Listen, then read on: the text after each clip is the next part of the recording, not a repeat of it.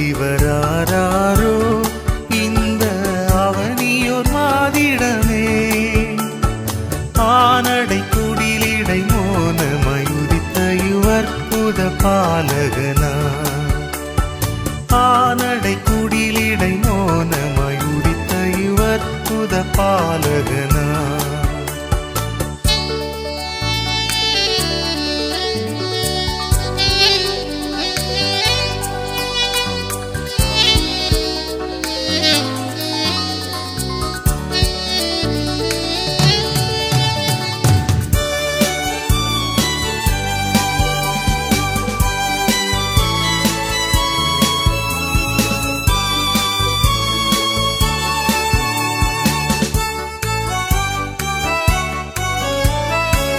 பாருருவாகு முன்னே இருந்த பரப்பொருள் தானிவரோ சீருடன் புவிவான் அவை பொருள் யாவையும் சீருஷ்டித்த மாவலரோ சீருடன் புவிவான் அவை பொருள் யாவையும் சீருஷ்டித்த மாவலரோ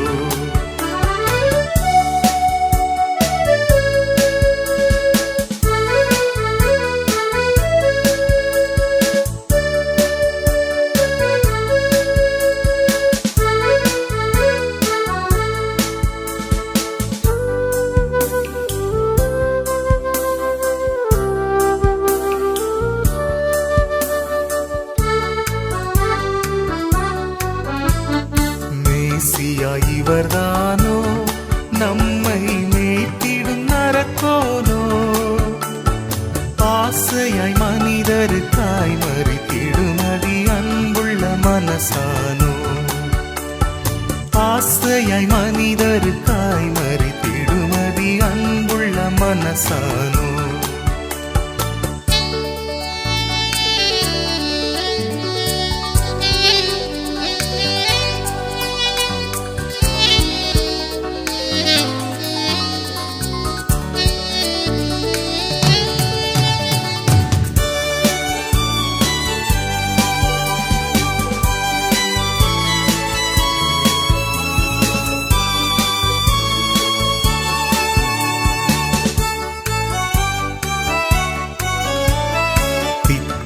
தீங்கனியோ நமது தேவனின் கண்மணியோ மெத்தவே உலகிருள் நீக்கிடும் அதிசயமேவிய விண்ணொளியோ மெத்தவே உலகிருள் நீக்கிடும் அதிசயமேவிய விண்ணொளியோ ஆரிவராரோ இந்த அவனியோர் மாதிடமே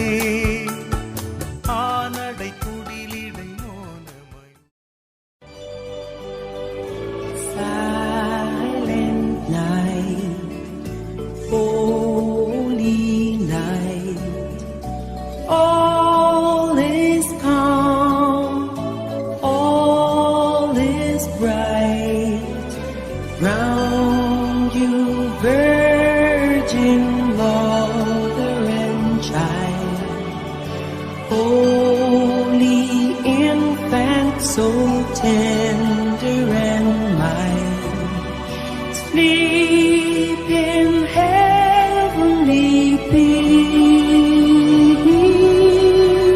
sleep in heavenly peace.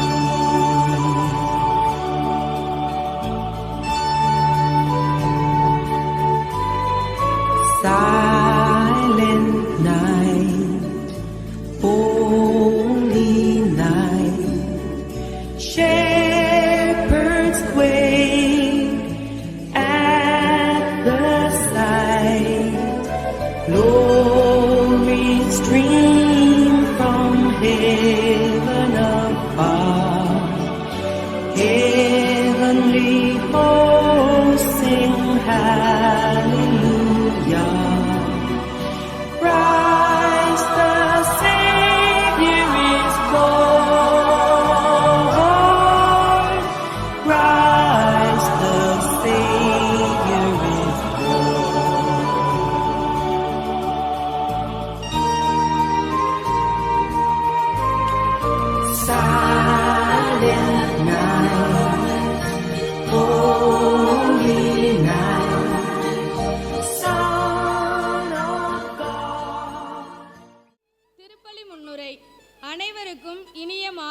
வணக்கம்.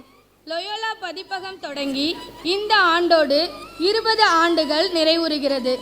அருள் தந்தை வில்லியம் அல்போன்ஸ், அருள் தந்தை இக்னீசியஸ் பிரிட்டோ அவர்கள் ஆசியுடன் திரு பெர்க்மான்ஸ் ஆசிரியர் அவர்களால் இப்பதிப்பகம் தொடங்கப்பட்டு இறைவனின் அளப்பெரிய அருளாலும் லொயோலா இன்னாசிரியாரின் ஆசியாலும் இப்பதிப்பகம் சிறப்பாக செயல்பட்டு வருகிறது. படிப்பில் பின்தங்கிய மாணவர்கள் சிறப்பாக படிக்கவும் கிராமப்புற மாணவர்களின் கல்வி முன்னேற்றத்திற்காகவும் தொடங்கப்பட்டது இப்பதிப்பகம். 20 ஆண்டளவாக இப்பதிப்பகத்தை சிறப்பாக வழிநடத்திய இறைவனுக்கு நன்றி கூறுகிறோம். இப்பதிப்பகத்தை திறம்பட நடத்தும் திரு பெர்க்மான்ஸ் ஆசிரியர் அவரையும் அவருடைய குடும்பத்தினர் அனைவரையும் இறைவன் நிறைவாக ஆசீர்வதிக்க இத்திருப்பலியில் ஜெபிப்போம். இப்பதிப்பகத்தின் வளர்ச்சியில் பங்கெடுக்கும் ஆசிரியர்கள், புத்தக விற்பனையாளர்கள், பணியாளர்கள் அனைவருக்கும் உடல் உள்ள நலன்களை இறைவன் பொழியட்டும். இப்பதிப்பகத்தால் பயன்பெறும் மாணவர்கள் அனைவரையும் இறைவன் தன் அருளால் நிரப்பட்டும். இப்பதிப்பகம் இன்னும் வளர்ந்து பல மாணவர்களின் எதிர்காலத்தை வளப்படுத்த இறைவன் ஆசீர் வேண்டி இத்திருப்பலியில் வேண்டுவோம். பாலன் இயேசு நம்மோடு இருந்து தம் ஆசிரை நிறைவாக பொழிய ஜெபிப்போம். அனைவருக்கும் கிறிஸ்து பிறப்பு நல்வாழ்த்துக்கள்.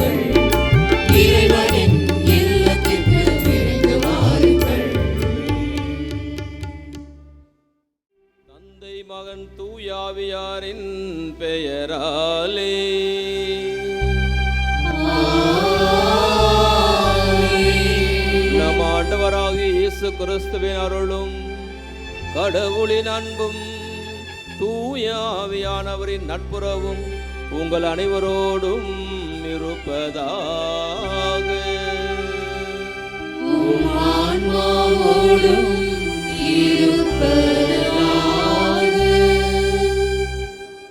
இறை இயேசுவில் பிரியமுள்ள சகோதர சகோதரிகளே,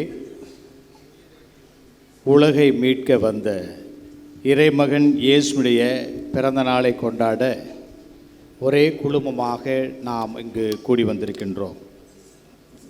இந்த நல்ல நாளிலே லொயோலா பதிப்பகம், அதிலும் குறிப்பாக ஆசிரியர் திரு பெர்க்மான்ஸ் அவருடைய குடும்பம் இணைந்து ஒரே குழுமமாக இறைமகனுடைய பிறந்தநாளை கொண்டாட வந்திருக்கின்ற நாம் இறைமகனுடைய பிறப்பை நாம் சற்று சிந்தித்து பார்க்க நாம் அழைக்கப்படுகின்றோம். இயேசுடைய பிறப்பு நிகழ்விலே பல்வேறு அம்சங்கள் நமது வாழ்வை வெகுவாகவே வழிகாட்டியிருக்கிறது. இயேசுடைய பிறப்பு நிகழ்வை பற்றி நாம் சிந்திக்கின்ற பொழுது விண்மீன் என்ற அதனுடைய செயல்பாடுகளை நாம் சற்று சிந்தித்து பார்க்க வேண்டும்.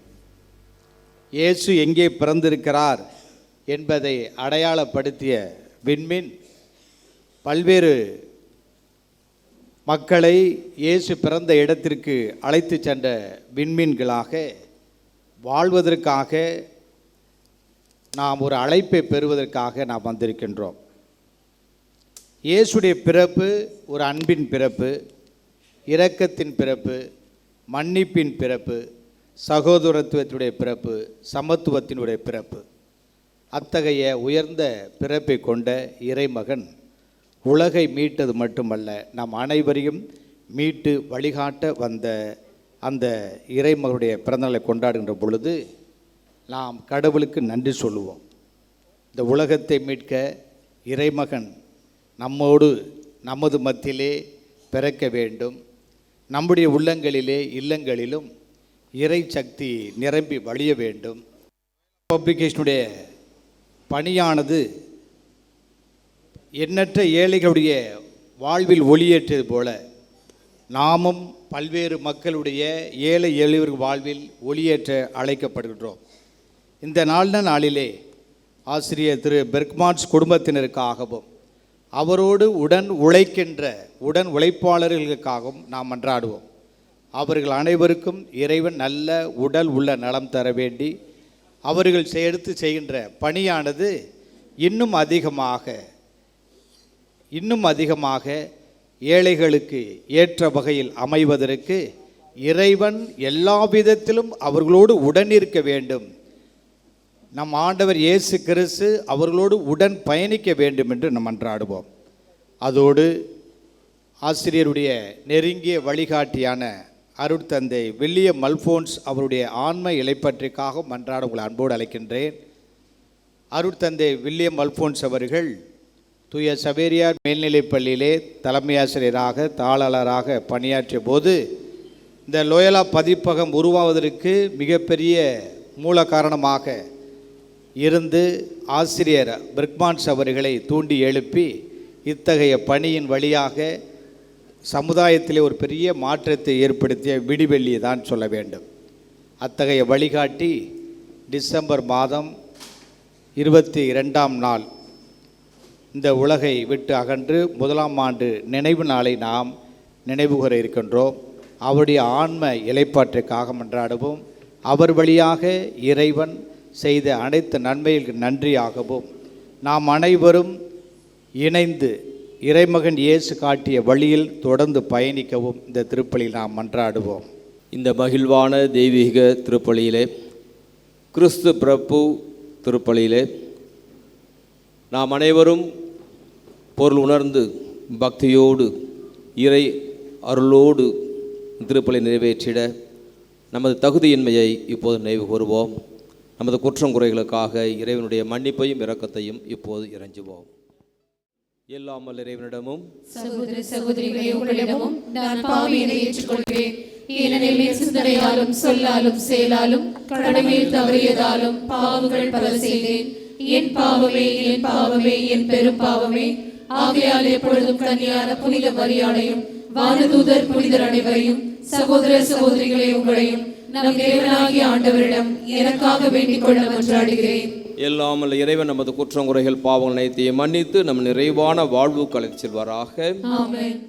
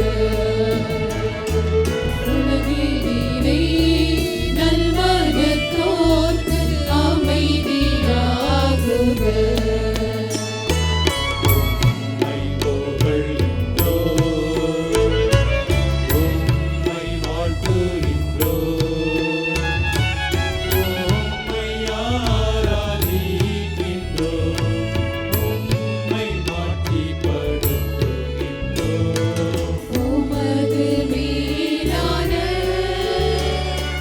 மாட்சியின் பொருட்டு உமக்கு நன்றி கூறுகின்றோம். ஆண்டவராகிய இறைவா, வானுலக அரசரே, எல்லாம் வல்ல தந்தையாகிய இறைவா, ஒரே மகனாய் உதித்த ஆண்டவரே, இயேசு கிறிஸ்துவே, ஆண்டவராகிய இறைவா, இறைவனின் செம்மறியே, தந்தையின் திருமகனே, உலகின் பாவங்களைப் போக்குபவரே, எங்கள் மேல் இரக்கமாயிரும். உலகின் பாவங்களைப் போக்குபவரே, எங்கள் மன்றாட்டை ஏற்றருளும். தந்தையின் வலப்பக்கம் வீற்றிருப்பவரே, எங்கள் மேல் இரக்கமாயிரும். இயேசு கிறிஸ்துவே, நீரொருவரே தூயவர், நீரொருவரே ஆண்டவர், நீரொருவரே உன்னதர், தூய ஆவியாரோடு தந்தையாகிய இறைவனின் ஆட்சியில் இருப்பவர் நீரே.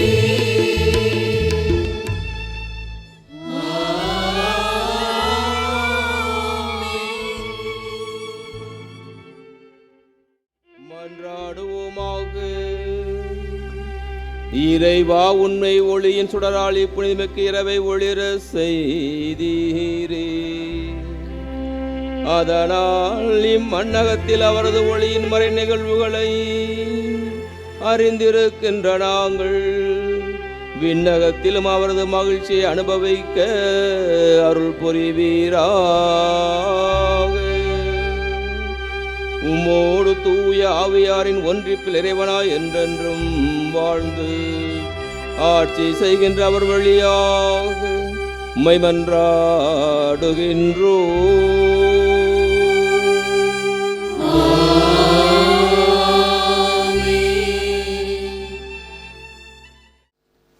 முதல் வாசகம் இறைவாக்கினர் எசாயா நூலிலிருந்து வாசகம். அதிகாரம் 9, இறை வார்த்தைகள் 2 முதல் 4 மற்றும் 6 முதல் 7 முடிய. காரிருளில் நடந்து வந்த மக்கள் பேரொளியை கண்டார்கள். சாவி நிழல் சூழ்ந்திருந்த நாட்டில் குடியிருப்போர் மேல் சுடர் ஒளி உதித்துள்ளது. ஆண்டவரே, அந்த இனத்தாரை பல்கி பெருக செய்தீர். அவர்கள் மகிழ்ச்சியை மிகுதிப்படுத்தினீர். அறுவடை நாளில் மகிழ்ச்சியுறுவது போல் உம் திருமுன் அவர்கள் அகமகிழ்கிறார்கள். கொள்ளை பொருளை பங்கிடும்போது அக்களிப்பது போல் களி கூறுகிறார்கள். மிதியான் நாட்டுக்கு செய்தது போல அவர்களுக்கு சுமையாக இருந்த நுகத்தை நீர் உடைத்தெறிந்தீர். அவர்கள் தோலை புண்ணாக்கிய தடியை தகர்த்து போட்டீர். அவர்களை ஒடுக்குவோரின் கொடுங்கோலை ஒடித்தெறிந்தீர். ஏனெனில் ஒரு குழந்தை நமக்கு பிறந்துள்ளார், ஓர் ஆண்மகவு நமக்கு தரப்பட்டுள்ளார். ஆட்சி பொறுப்பு அவர் தோள் மேல் இருக்கும். அவர் திருப்பெயரோ வியத்தகு ஆலோசகர், வலிமை மிகு இறைவன், என்றுமுள்ள தந்தை, அமைதியின் அரசர் என்று அழைக்கப்படும். அவரது ஆட்சியின் உயர்வுக்கும் அமைதி நிலவும். அவரது அரசின் வளர்ச்சிக்கும் முடிவு இராது. தாவீதின் அரியணையில் அமர்ந்து தாவீதின் அரசை நிலைநாட்டுவார். இன்று முதல் என்றென்றும் நீதியோடும் நேர்மையோடும் ஆட்சி புரிந்து அதை நிலைபெயராது உறுதிப்படுத்துவார். படைகளின் ஆண்டவரது பேரார்வம் இதை செய்து நிறைவேற்றும். இது ஆண்டவர் வழங்கும் அருள்வாக்கு. இறைவனுக்கு கைவிடுவதில்லை.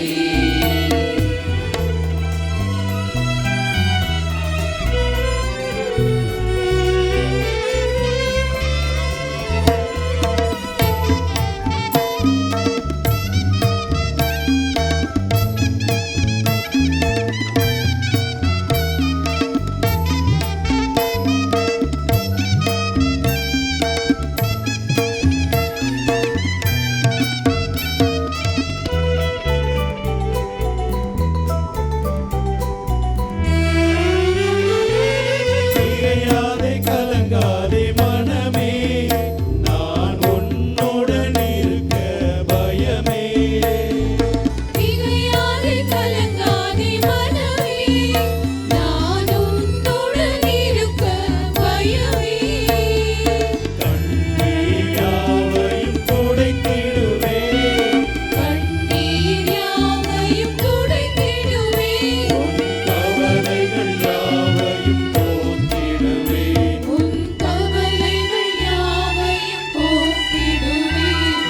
உன்னை விட்டு விலகுவதில்லை, நான் உன்னை என்றும் கைவிடுவதில்லை. இரண்டாம் வாசகம். மனிதர் அனைவருக்கும் கடவுளின் அருள் வெளிப்பட்டுள்ளது. திருத்தூதர் பவுல் தீத்துவுக்கு எழுதிய திருமுகத்திலிருந்து வாசகம். அதிகாரம் 2, இறை வசனங்கள் 11 முதல் 14 முடிய. மனிதர் அனைவருக்கும் மீட்பராம் கடவுளின் அருள் வெளிப்பட்டுள்ளது. நாம் இறைப்பற்றின்மையையும் உலகு சார்ந்த தீய நாட்டங்களையும் மறுத்து கட்டுப்பாட்டுடனும் நேர்மையுடனும் இறைப்பற்றுடனும் இம்மையில் வாழ இவ்வருளால் பயிற்சி பெறுகின்றோம். மகிழ்ச்சியோடு எதிர்நோக்கி இருப்பது நிறைவேறும் என காத்திருக்கிறோம். நம் பெருமைமிக்க கடவுளும் மீட்பெருமாகிய இயேசு கிறிஸ்துவின் மாட்சி வெளிப்பட போகிறது. அவர் நம்மை எல்லா நெறிக்கேடுகளிலிருந்தும் மீட்டு நற்செயல்களில் ஆர்வமுள்ள தமக்குரிய மக்களாக தூய்மைப்படுத்த தம்மையே ஒப்படைத்தார். இது ஆண்டவர் வழங்கும் அருள்வாக்கு. இறைவனுக்கு நன்றி.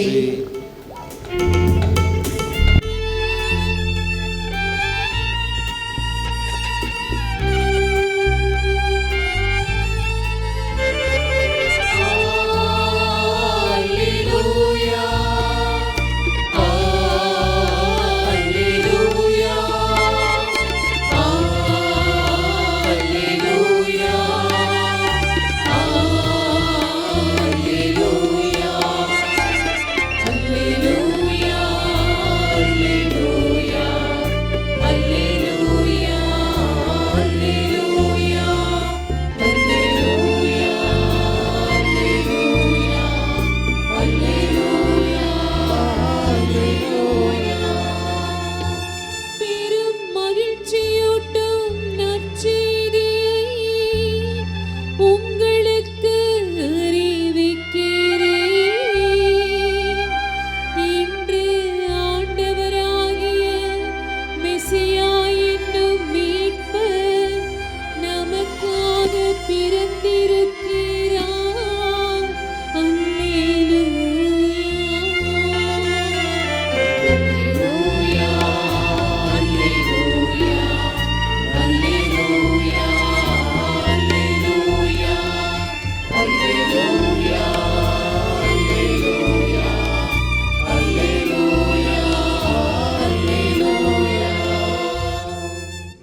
ஆண்டவர் உங்களோடு இருப்பாராக.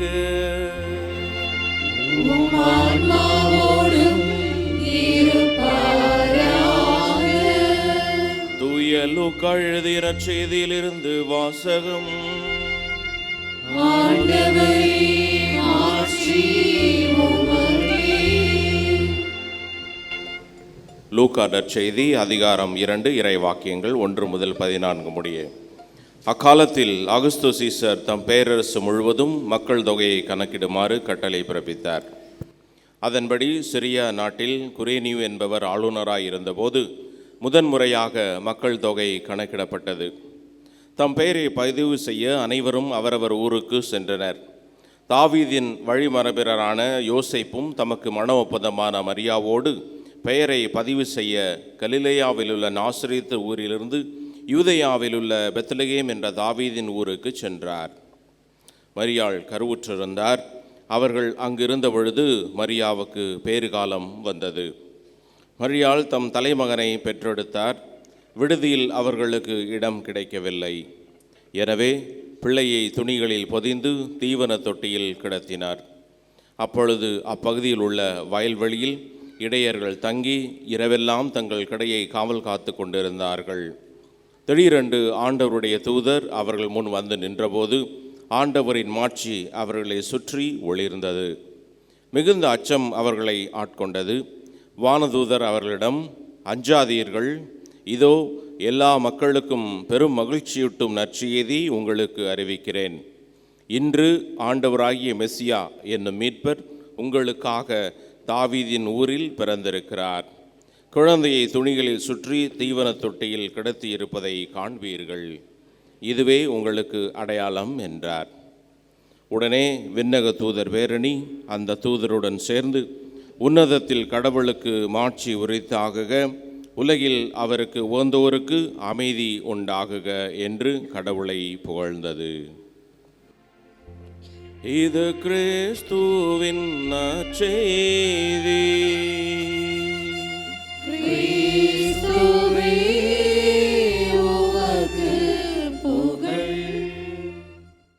கிறிஸ்து இயேசுவிலே பிரியமான சகோதரர்களே, சகோதரிகளே, 1986 நடந்த ஒரு நிகழ்ச்சியை உங்களோடு பகிர்ந்து கொண்டு ஒரு சில என்னுடைய சிந்தனைகளை உங்களுக்கு வழங்க விரும்புகிறேன்.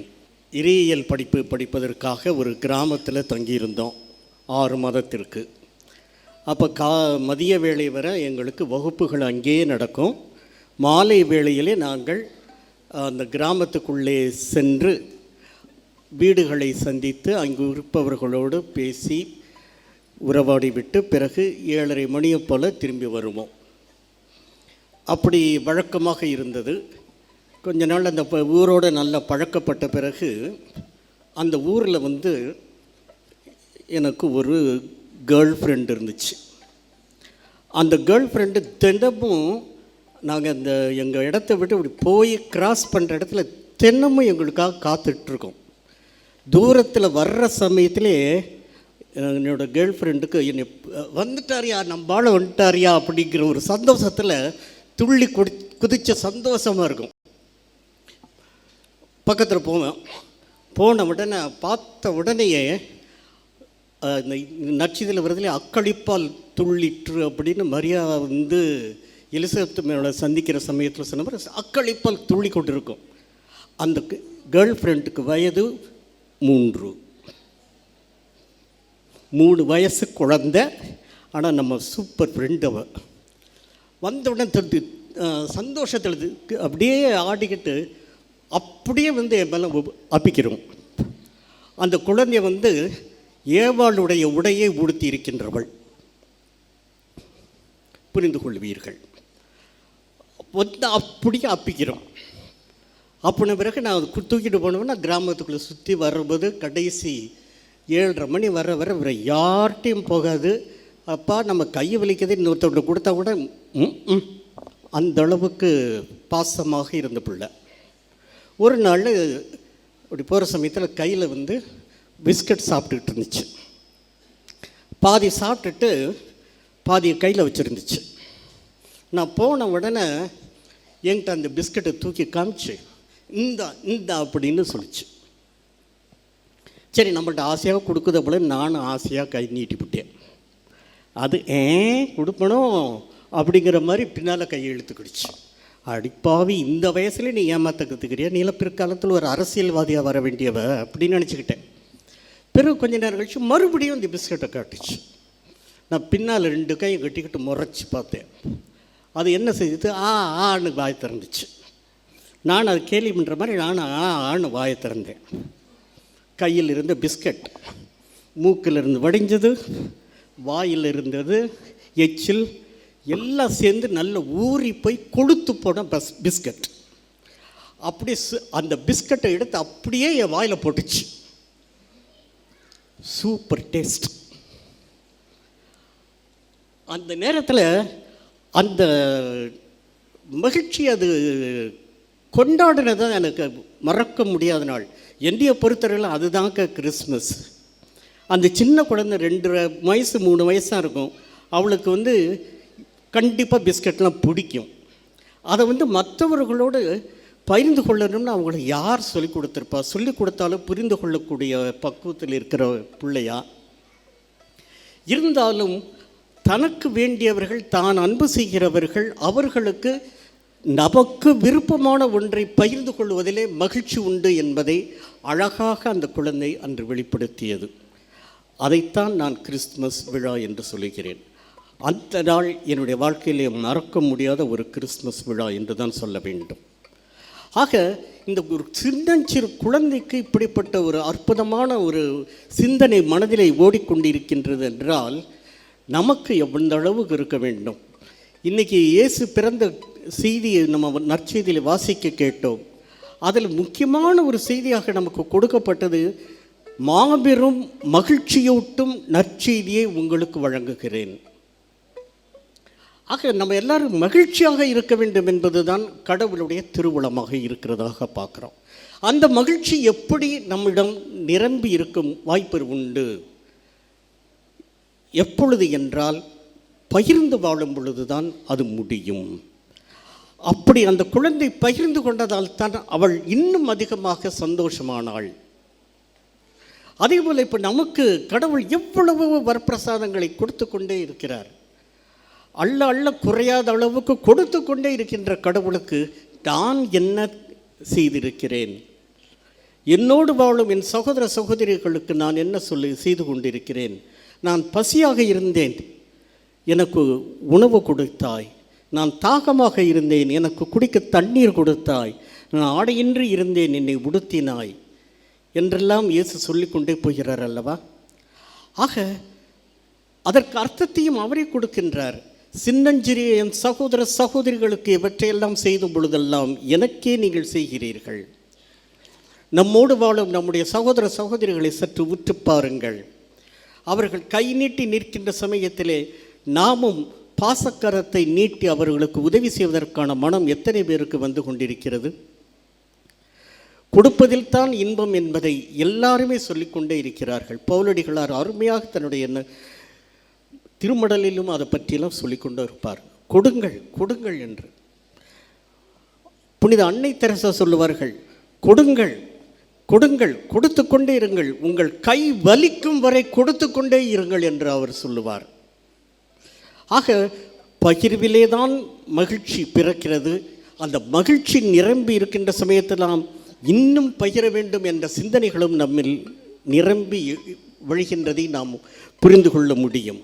அப்படி என்றால் அப்படிப்பட்ட ஒரு அற்புதமான வழியினை நாம் நம்முடைய வாழ்க்கையிலே செய்ய வேண்டும் என்பதை உணர்த்துகின்ற விழாதான் இந்த கிறிஸ்துமஸ் பெருவிழா. இந்த கிறிஸ்துமஸ் பெருவிழாவிலே நாம் பகிர்வை பற்றி, மகிழ்வை பற்றி பல செய்திகளை நாம் இன்று கேட்டுக்கொண்டிருக்கின்றோம். கடந்த 20 ஆண்டுகளுக்கு முன்பாக நடந்த நிகழ்வுகளை எல்லாம் சற்று பின்னோக்கி சென்று பார்க்கும் பொழுது, தூய சவேரியார் மேல்நிலைப் பள்ளியிலே பின்தங்கிய மாணவர்கள் எத்தனை பேர் இருந்தார்கள். அவர்களெல்லாம் 9ஆம் வகுப்பு முடிந்து 10ஆம் வகுப்புக்கு வர்றதே கஷ்டமாக இருக்கும். எனக்கு நல்ல ஞாபகம் இருக்குது. பெர்க்மான் சார் அங்கே தலைமை ஆசிரியர், ஃபாதர் ஏழை பையன், கஷ்டப்படுற பையன், அவனை இப்படியாவது பாஸ் பண்ணி நாங்கள் 10th பாஸ் பண்ண வைக்கிறோம் பாரு. அப்படி எத்தனையோ பேர் பல ஆசிரியர்கள் சொல்லியிருக்கு, இந்த பையனை டிசி கொடுத்து வெளியேற்றிருங்க, இவனெல்லாம் நம்ம ஸ்கூலுக்கு வேண்டாம்.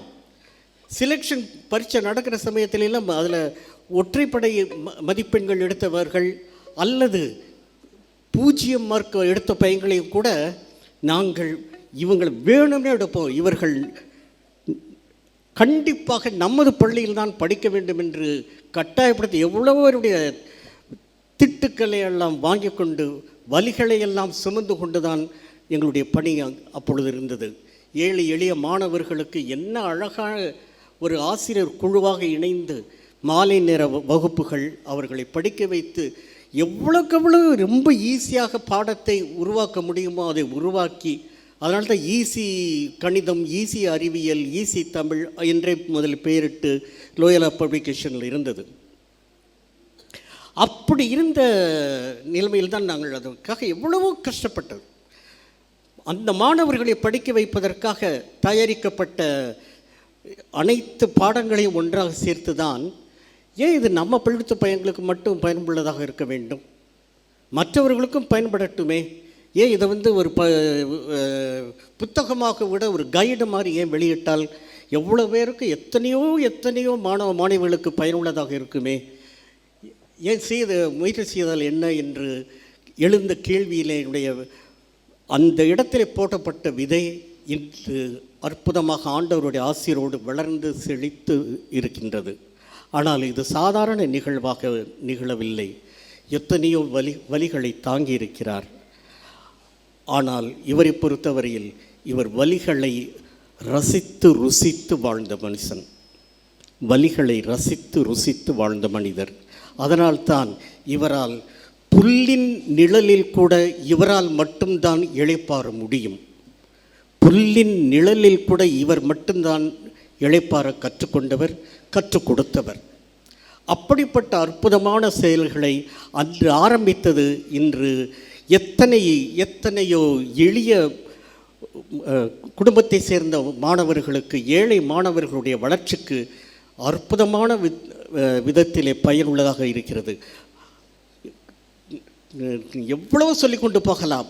ஆனால் காலத்தின் அருமை கருதி நான் என்ன சொல்ல விரும்புகிறேன் என்றால், நீங்களும் நானும் எல்லாருக்கும் சேர்ந்து தான் நான் சொல்லுகிறேன், வலிகளை ரசிக்க கற்றுக்கொள்ளுவோம். வலிகள் இருக்கத்தான் செய்யும். இயேசு இறக்காவிட்டால் நமக்கு வாழ்வில்லை. ஏன் இயேசுவுக்கு போக வேண்டும்? மரியாவை பாருங்கள், நிறைமாத கர்ப்பிணி, வலிகளை தாங்கிக் கொண்டார். அந்த வலியில் பிரசவமாக வந்த குழந்தை இயேசுதான் இன்று நமக்கு வாழ்வு கொடுத்து கொண்டிருக்கிறார். அவரும் அந்த பிரசவ வலியை தாங்கிக் கொண்டு தானே குழந்தையை பெற்றெடுத்திருக்கிறாள். அவளும் வலியை ரசித்து வாழ்ந்தவர். நாமும் வலிகளை ரசித்து வாழுவோம், ருசித்து வாழுவோம். அப்பொழுதுதான் புல்லின் நிழலில் நாமும் இளைப்பாற முடியும், இளைப்பாற வேண்டும். அதற்கு ஆண்டவனுடைய சக்தி வேண்டும், அர்ப்பண உணர்வு வேண்டும். அவைகளை ஆண்டவன் நமக்கு தர வேண்டும் என்று அனைவரும் இணைந்து இந்த நற்கருணை திருப்பலியிலே மன்றாடி பலியை ஆண்டவனுக்கு ஒப்புக் கொடுப்போம். இயேசுவில் அன்புக்குரிய சகோதரிகளே, சகோதரர்களே, நாம் அனைவரும் எழுந்து நிற்போம். நமது விண்ணப்பங்கள், வேண்டுதல்கள் யாவற்றையும் இதோ குழந்தையாக நம் மத்தியிலே மகிழ்வோடு பிறந்திருக்கின்ற நம் இதேசு பாலகனிடம் நமது விண்ணப்பங்கள் யாவற்றையும் எடுத்து வைப்போம். அன்பின் இறைவா, இரு அவையை வழிநடத்தும் திருத்தந்தை லியோ அவர்களையும் அருளாளர்கள் உறவியர் அனைவரையும் உம் அன்பின் கரத்தால் ஆசீர்வதியும். அவர்களின் அன்பு பணியால் உலக மக்கள் அனைவரும் நல்வாழ்வு பெற்றிட அருள் புரிய வேண்டும் என்று இறைவா உம்மை மன்றாடுகிறோம். எங்கள் மன்றாட்டை தயவாய் கேட்டருளும்.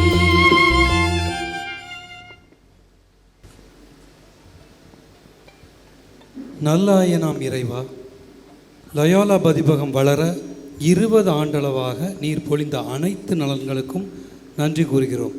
இப்பதிப்பகத்தை சிறப்பாக செயல்படுத்தி கொண்டிருக்கும் ஆசிரியர் திரு பெர்க்மான்ஸ் அவர்களையும் அவருடைய குடும்பத்தினர் அனைவரையும் உமது அருட்கொடைகளை பொழிந்தருளும். அவர்களுக்கு உடல் உள்ள நலன்களை அளித்து நிறைவாக ஆசீர்வதிக்க வேண்டுமென்று இறைவா உம்மை மன்றாடுகிறோம்.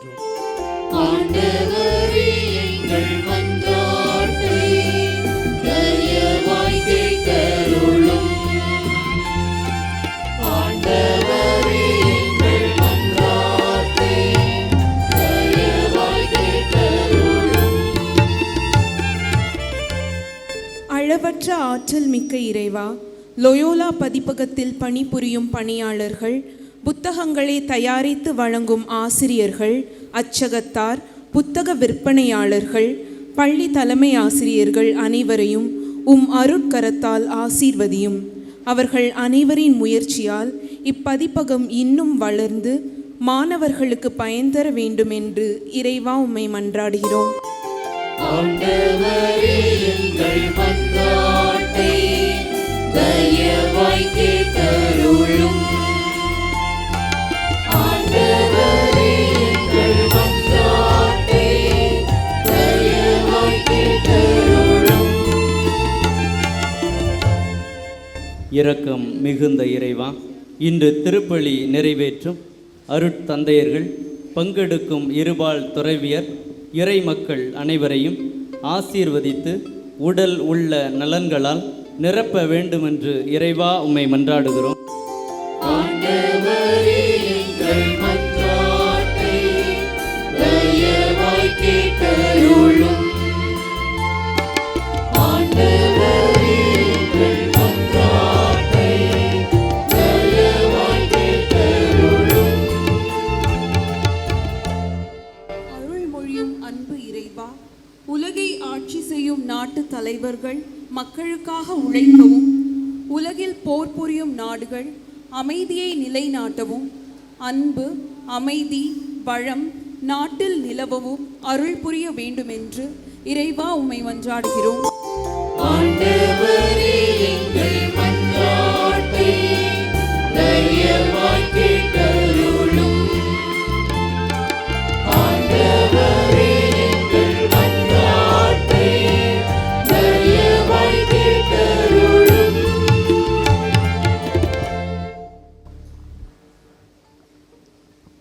நாம் ஒவ்வொருவருமே நமது தனிப்பட்ட கருத்துக்களுக்காக இப்போது அமைதியாக மன்றாடுவோம்.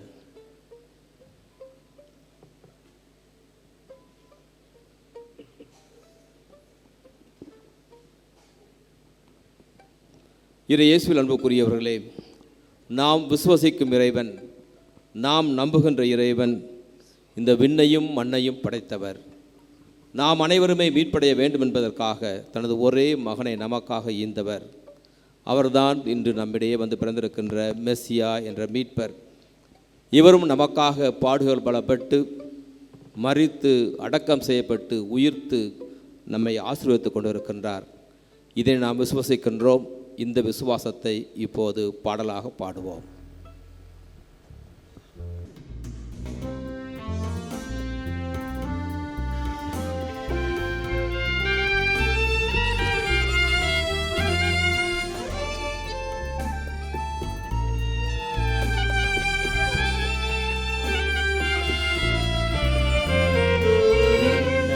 மண்ணையும் படைத்தவராம் கடவுள் ஒருவர் இருக்கின்றார்.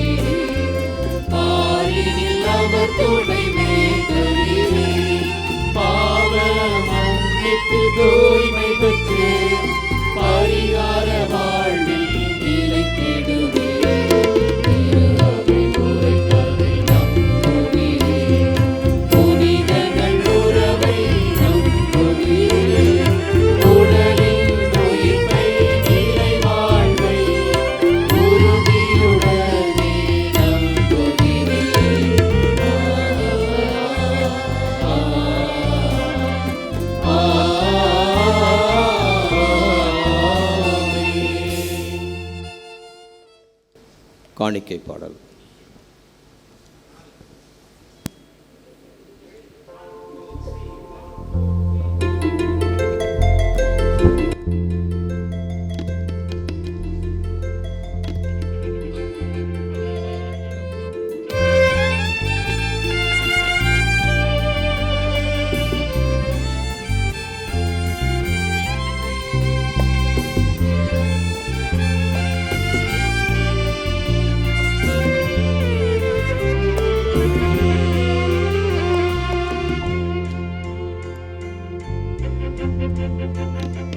நானே ஒரு காணிக்கை பொருளாக உன் பீடத்தின் முன் வந்தேன் பணிவாக. தந்தையை ஏற்பாயோ பலியாக. நானே ஒரு காணிக்கை பொருளாக உன் பீடத்தின் முன் வந்தேன் பணிவாக. தந்தையை ஏற்பாயோ பலியாக.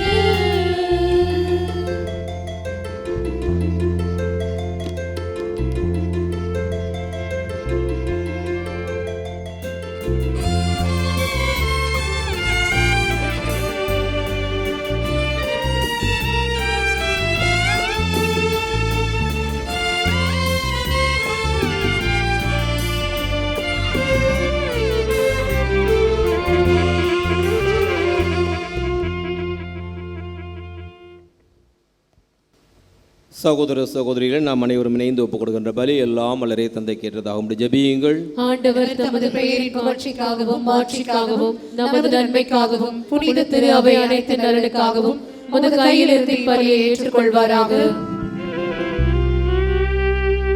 ஆண்டவரே, இன்றைய திருநாளின் காணிக்கை மோக்கு ஒன்றாய் அமைய உம்மை வேண்டுகின்றோ. அதனால் இப்புனிதமிக்க உறவு பரிமாற்றத்தின் வழியாக கிறிஸ்துவின் சாயலில் நாங்கள் காணப்படவும் எங்கள் இயல்பு அவரில் உம்மோடு இணையவும் அருள்வீராக. எங்கள் ஆண்டவராகிய கிறிஸ்து வழியாக உம்மை மன்றாடுகின்றோம்.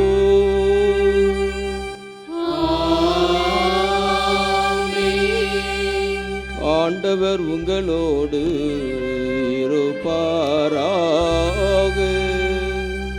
உம் ஆன்மாவோடும் இருப்பாராக. இதயங்களை மேலே எழுப்புங்கள். ஆண்டவரிடம் எழுப்பியுள்ளோம். நம் இறைவனாகிய ஆண்டவருக்கு நன்றி கூறுவோம். அது தகுதியும் நீதியுமானது. ஆண்டவரே, தூயவரான தந்தையே, என்றென்றும் வாழ்ந்திடும் இறைவா, எங்கள் ஆண்டவராகிய கிறிஸ்து வழியாக எந்நாளும் எவ்விடத்திலும் நாங்கள் உமக்கு நன்றி செலுத்துவது மெய்யாகவே தகுதியும் நீதியுமாகும். எங்கள் கடமையும் மீட்புக்குரிய செயலுமாகும்.